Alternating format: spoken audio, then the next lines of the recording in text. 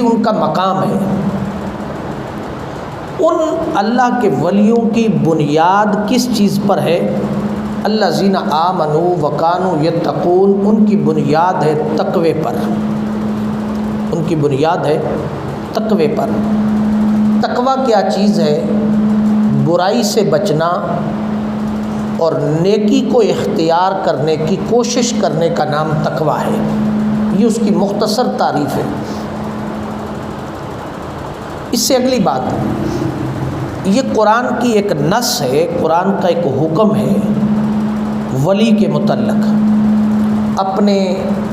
جو نیک اور صالح بندے ہیں ان کے متعلق یہاں سے جتنی گفتگو ہوگی وہ یہیں سے ماخوذ ہے۔ اب ہم اس کے لغوی معنی کو سمجھنے کی کوشش کرتے ہیں۔ فرمایا ولی جو ہے اس کو اہل لغت نے 3-4 معنوں میں خاص کر اور اس سے علاوہ بھی اور معانی میں استعمال کیا۔ وہ کیا ہے؟ فرمایا ولی دوست کو بھی کہتے ہیں، ولی دوست کو بھی کہتے ہیں، ولی قربت کو بھی کہتے ہیں۔ قربت، کسی چیز کی قربت میں آ جانا۔ ولی محبت کو بھی کہتے ہیں، ولی محبت کو بھی کہتے ہیں۔ اگر ہم ان تینوں معانی کو استعمال کر دیکھیں گے، اگر ہم آگے جو شرح بیان ہوگی، ولی جو ہے وہ عداوت کی ضد ہے۔ عداوت نفرت کو کہتے ہیں، بغض کو کہتے ہیں، اور اس عداوت اور نفرت کی جو ضد ہے وہ ولی ہے، محبت کے معنی میں، محبت کے معنی میں۔ انسان کسی سے عداوت کرتا ہے تو اس کی اپوزٹ جو رویہ اسے دیکھنے کو ملتا ہے وہ محبت کا ملتا ہے، اس کو کہتے ہیں ولایت۔ ولایت کی بنیاد محبت پر رکھی گئی ہے کہ ایسا ولی، ایسا اللہ کا دوست، ایسا اللہ کی قربت رکھنے والا شخص جس کے پاس آ جاؤ تو آپ کو نفرت اور عداوت نہیں ملے گی، بغض نہیں ملے گا، بلکہ محبت ملے گی۔ کس کی؟ اللہ کی اور اس کے رسول صلی اللہ تعالیٰ علیہ وسلم کی محبت، قربت ملے گی۔ اب اس معنی کو اگر آپ دیکھیں تو آپ نے دیکھا ہوگا کہ جو اللہ کے ولی ہیں، جو نیک لوگ اور صالح لوگ ہوتے ہیں، ان کے ہاں جو صالح لوگ ہوتے ہیں ان کے ہاں بغض نہیں ہوتا، عداوت نہیں ہوتی، بغض نہیں ہوتا اور عداوت بھی نہیں ہوتی۔ کیوں نہیں ہوتا؟ کسی کے ساتھ انہیں حسد بھی نہیں ہوتا، وہ اپنے کام میں مگن رہتے ہیں اور اپنے حال میں مگن رہتے ہیں، اپنے حال میں اور اپنے کام میں مگن رہتے ہیں۔ وہ بغض تب کریں کہ انہیں کسی سے لالچ ہو، حسد تب کریں کہ کسی سے لالچ ہو، کسی سے کوئی چیز لینی ہو تو وہ حسد بھی کریں اور بغض بھی کریں۔ جب لینا دینا کسی سے نہیں تو بغض کس چیز کا اور عداوت کس چیز کی اور حسد کس چیز کا؟ تو فرمایا نری محبت ہے۔ اب اس معنی کی اگر روح سے دیکھا جائے تو اسلاف جو ہیں، نیک لوگ، صالح لوگ، ان کے پاس اگر آپ چلے جائیں تو وہ آپ کو جس حال میں بھی آپ کی کیفیت جسمانی ہوگی، روحانی ہوگی، وہ آپ کو قبول کریں گے، وہ آپ کو قبول کریں گے۔ کیوں قبول کریں گے؟ ان کا کام ہے ہر وقت گناہگار اور ایسے بھٹکے ہوئے شخص کو جو اللہ کی قربت سے دور ہے پکڑ کر کے رب کائنات کی قربت کے قریب لانا۔ یہ ان کا کام ہے، منصب ہے ان کا، ذمہ داریوں میں شامل ہے ان کے۔ اب ایک شخص ہے وہ نماز نہیں پڑھتا، قرآن کی تلاوت نہیں کرتا، اللہ اللہ نہیں کرتا، مسجد ہی نہیں آتا، نیک صالح کام نہیں کرتا، اس نے داڑھی نہیں رکھی، مومنوں والی اس کی شکل و صورت نہیں، وضاقتہ نہیں اس کی، دیکھنے میں وہ دنیا دار دکھائی دیتا ہے، رشوت خور دکھائی دیتا ہے، برے کام کرتا ہے۔ اب اس حال میں جو شخص کسی اللہ کے ولی اور نیک صالح بندے کی مجلس میں آ کر کے بیٹھے گا تو کیا وہ صالح بندہ جو ہے، وہ جو نیک بندہ ہے، وہ صالحیت رکھنے والا جو بندہ ہے، وہ اسے کہے گا کہ تو پہلے وضو کر کے آ، پہلے تو داڑھی رکھ کے آ، ٹوپی پہن کے آ، نہا کے آ، اپنے آپ کو سنوار کے آ، کسی سے آداب سیکھ کر کے آ؟ اگر یہ ساری چیزیں اس نے کہیں سے باہر سے سیکھنی تھی تو پھر آپ کی مجلس اور صحبت میں اسے آنے کی ضرورت ہی نہیں تھی، پھر آپ کی مجلس اور صحبت میں اس کو بیٹھنے کی قطعاً ضرورت نہیں تھی اور آنے کی بھی ضرورت نہیں تھی۔ جب آنے کی ضرورت نہیں تھی تو فرمایا وہ جس حال میں آیا ہے اس کو پکڑ کر اپنی قربت میں لاؤ، قربت میں لا کر اس کو مجلس میں بٹھاؤ، اس کو کہو یہاں بیٹھ، تھوڑی دیر مجلس میں بیٹھ، جو ہم کریں سو تم بھی کر، تو بھی کر، کچھ دیر کے لیے تو آیا کر اور بیٹھا کر،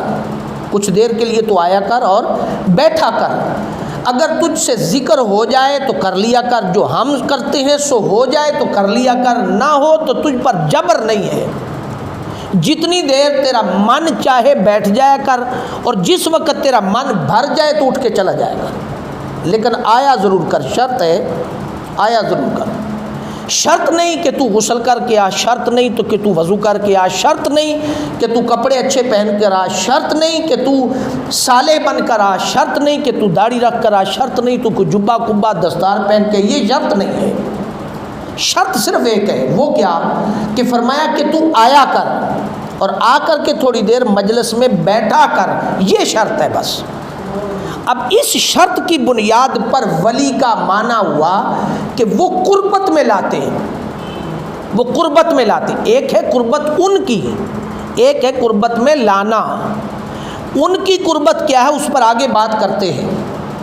مگر وہ قربت میں لاتے ہیں۔ اب اسی پاک پر، اسی جو میں نے جو تشریح بیان کی، اس پر قرآن اپنی نص دیتا، قرآن یہ ایسا نہیں ہوتا کہ اپنی طرف سے ایک بات کو آپ لاگو کر دیں تو وہ بے نسبی علم ہوتا، وہ بے نسبی علم ہوتا ہے کہ اس کا کوئی نسب نہیں ہے، قرآن اس پر نص دیتا ہے۔ قرآن کیا کہتا ہے؟ وَاصْبِرْ نَفْسَكَ مَعَ الَّذِينَ يَدْعُونَ رَبَّهُمْ بِالْغَدَاةِ وَالْعَشِيِّ يُرِيدُونَ وَجْهَهُ وَلَا تَعْدُ عَيْنَاكَ عَنْهُمْ تُرِيدُ زِينَةَ الْحَيَاةِ الدُّنْيَا، اگر تو رب کو ملنا چاہتا ہے، پانا چاہتا ہے، اس سے ملاقات کرنا چاہتا ہے تو کیا کر؟ فرمایا دنیا سے کچھ وقت نکال کر کے میرے برگزیدہ بندوں کی مجلس میں آ کر کے بیٹھا کر۔ یہ قرآن نے بنیادی اصول دیا، یہاں قرآن نے کسی شرط کو نہیں لاگو کیا، نہ غسل کو، نہ واجب کو، نہ فرض کو، نہ سنت کو، نہ داڑھی کو، نہ جبے کبے کو، نہ کسی اور چیز کو کہیں قطعاً قرار نہیں دیا۔ فرمایا صرف ایک شرط رکھی، فرمایا وہ شرط یہ ہے کہ تم کچھ دنیا سے وقت نکال کر کے جو میرے لوگ ہیں نا، بندے جو میرے بندے ہیں، ان کے پاس جا کر کے بیٹھا کر، جسٹ بس اتنا۔ اب یہاں قرآن پاک نے ایک اور بڑی خوبصورت بات کہی ہے، فرمایا کہ وہ یہ بات کہی کہ جب تو مجلس میں چلا جا تو جتنی بات میں نے آپ کو تشریح میں سمجھائی ہے اس پر اگر آپ غور کریں تو قرآن پاک نے منو ان وہ بات کہی۔ قرآن پاک کہتا ہے کہ جب تو چلا جائے، وہاں بیٹھ جائے، تو تو نے تسبیح نہیں پڑھنی، تو نے قرآن نہیں پڑھنا، تو نے وظیفہ نہیں کرنا، تو نے نوافل نہیں پڑھنے، ان ساری عبادات میں سے کوئی ایک عبادت بھی تو نے نہیں کرنی اور کوئی ایک کام بھی نہیں تو نے کرنا، تو نے کوئی ایک کام بھی نہیں کرنا۔ اور جب تو نے کوئی کام نہیں کرنا تو پھر سوال پیدا ہوتا کہ کرنا کیا ہے، پھر سوال پیدا ہوتا کہ کرنا۔ پھر تو قرآن پاک نے اسی آیت مبارکہ کے اگلے حصے میں اس کو بیان فرمایا، فرمایا وَاصْبِرْ نَفْسَكَ مَعَ الَّذِينَ يَدْعُونَ رَبَّهُمْ بِالْغَدَاةِ وَالْعَشِيِّ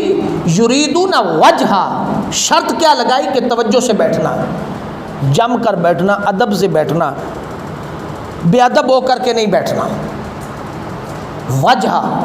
اب یہ شرط دو حصوں میں بانٹ کر اس شخص کے لیے جس کے پاس پہلے کچھ اصول اور شعور ہے، جو پہلے دن آیا اس کے لیے یہ شرط بھی نہیں۔ وَلَا تَعْدُ عَيْنَاكَ، جو پہلے دن آیا ہے اس کے لیے ایک شرط ہے کہ وہ آئے اور آ کر کے کیا کرے، وَلَا تَعْدُ عَيْنَاكَ عَنْهُمْ، ان دو آنکھوں کے ساتھ اس نیک صالح برگزیدہ بندے کے چہرے کو دیکھے اور بس دیکھتا رہے، بس اس کا یہی کام ہے، اس کا یہی کام ہے۔ اب جب قرآن نے کہہ دیا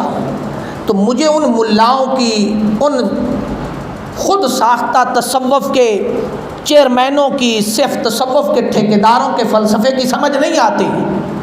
جب ان کی مجلس میں جاؤ تو کہتے جبہ پہن کے آؤ، دستار پہن کے آؤ، ٹوپی پہن کے آؤ، خاص قسم کی وضاقتہ بنا کے آؤ، اور تمہیں شریعت کا پتہ ہونا چاہیے۔ اگر یہ ساری باتیں پہلے پتہ ہونی چاہیے تو پھر تم آپ کی مجلس میں آنے کی ضرورت ہی کیا ہے؟ تو پھر کہیں اور جا کے بندہ بیٹھ جائے، پھر کہیں اور جا کر کے بندہ بیٹھ جائے، وہ کہیں اور سے جا کر کے فیض لے لے، پھر ادھر آنے کی تو ضرورت نہیں پڑی اسے۔ دوسرا معنی ولی کا جو ہے فرمایا کہ ولی جو دوستی میں کہا گیا، فرمایا ولی دوست ہے، ہاذا یلی ہاذا، یعنی یہ چیز اس چیز کے قریب اور اس سے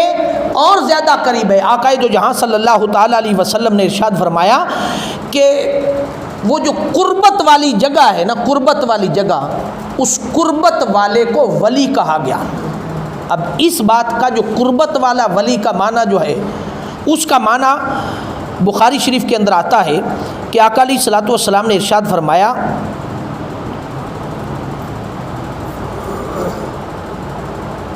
حدیث بخاری شریف کی حدیث پاک ہے کہ میراث کی جب تقسیم ہوتی تھی نا، میراث باب کتاب الفرائض کے اندر اور باب میراث کے اندر بیان فرمایا، جب میراث تقسیم ہوتی نا، میراث،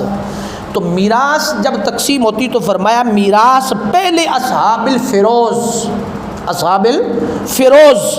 کو دو، جو باقی رہ جائے وہ اس مرد کے لیے ہوگا جو میت کے سب سے قریب ہوگا، جو میت کے سب سے قریب ہوگا، یعنی کہ اس کے جو اخراجات ہیں، جو قرضہ جات ہیں، میراث کی جو تقسیم کے جو حقدار ہیں، پہلے ان کا حق انہیں تقسیم کرنے کے بعد جو وراثت بچ جائے وہ میت کے اس کے سب سے زیادہ جو قریب شخص ہوگا، رشتے میں تعلق میں جو قریب ہوگا، فرمایا وہ وراثت کا حصہ اس کو ملے گا۔ اب یہ وراثت کا حصہ میں صرف نقطہ سمجھانے کے لیے کتاب الفروز کے قربت کا معنی سمجھانے کے لیے اس حدیث پاک کو کوٹ کیا۔ اب اس وراثت کے معاملے میں یہ کہیں ذہن میں نہ آئے کہ وراثت کے جو حقدار ہیں، بہن بھائی ہیں، دیگر معاملات ہیں، وہ ان کا حق لے کر کے تو قریب والا جو شخص ہے اس کو دے، ایسا نہیں۔ ان کا حق دینے کے بعد جب اس کے وارث کوئی نہیں بچا، پیچھے نسل ختم ہوگی، یہ آخری بندہ تھا، دنیا سے رخصت ہو گیا، اس کی وراثت اس کے جو قریبی تعلق والے تھے، جو شریعت کا حق تھا، ان کو دینے کے بعد جو چیز بچ جائے وہ سب سے پہلے کتاب الفروز، رجل الفروز، فرمایا کہ جو سب سے اس کے قریب ہوگا اس شخص کو اس کی وراثت مل جائے گی۔ یہاں سے ولی کا قربت کا معنی لیا۔ اور دوسرے نمبر پر فرمایا کہ آقا علیہ الصلوۃ والسلام نے ارشاد فرمایا اسی مقام پر کہ ولی قربت میں بھی ہے، ولی دوست میں بھی ہے، اور ولی محبت میں بھی ہے، ولی محبت میں بھی ہے۔ اسی لیے فرمایا کہ ولی جو محبت ہے وہ عداوت کی ضد اس لیے رکھے گئی ہے کہ یہاں بغض نہیں ملے گا، یہاں عناد نہیں ملے گا، یہاں عداوت نہیں ملے گی، یہاں کیا ملے گا؟ پیار ملے گا، محبت ملے گی، چاہت ملے گی۔ اور فرمایا ہمیشہ تمہیں کسی ایسی صحبت میسر آئے گی کہ تمہیں پکڑ کر کے کسی اللہ کی قربت میں لے جایا جائے۔ اسی لیے کہا کہ دنیا سے کچھ وقت نکال کر کے میرے ولیوں کے ہاں جا کر کے بیٹھا کرو۔ یہاں ایک سوال پیدا ہوتا، مولا ملنا تجھے ہے، پانا تجھے ہے، پانا تجھے ہے، اور تو کہتا ہے مجھے پانا ہے تو میرے بندوں کے پاس جا کر کے بیٹھا کر۔ تو اس کا فلسفہ اسی آیت مبارکہ میں بیان ہوا۔ فرمایا وَلَا تَعْدُ عَيْنَاكَ عَنْهُمْ، یہ جو فلسفہ ہے نا کہ اس بندے کے چہرے کو تکنا، یہ اس لیے تجھے ایکسرسائز کروائی جا رہی ہے، مشق تجھے اس لیے کروائی جا رہی ہے کہ تو اس کے چہرے کو تک اور ٹکٹکی باندھ کر کے تک، باقی کوئی کام نہ کر۔ اس کے ذریعے تیرے اندر اس محبت کو پیدا کیا جائے گا، اس چاہت کو پیدا کیا جائے گا، اس شعور کو زندہ کیا جائے گا کہ یہ اللہ کا بندہ اگر اتنا حسین و جمیل، خوبصورت، پاک سیرت، نیک سیرت، اخلاق میں بھی حسن والا ہے، اعمال میں بھی حسن والا ہے، اور لوگوں سے برتاؤ میں بھی حسن والا ہے، دین کا پیامبر بھی ہے، دین کا خدمتگار بھی ہے، دین کو پھیلانے والا بھی ہے، مجاہدہ کرنے والا بھی ہے، ریاست کرنے والا بھی ہے، شب زندہ دار بھی ہے، شب بیدار بھی ہے، اگر اس شخص کے کمالات اتنے عظیم ہیں تو اس رب کا حال کیا ہوگا جس رب نے اس بندے کو پیدا کیا؟ یہ اس کی بنیادی تھیوری ہے۔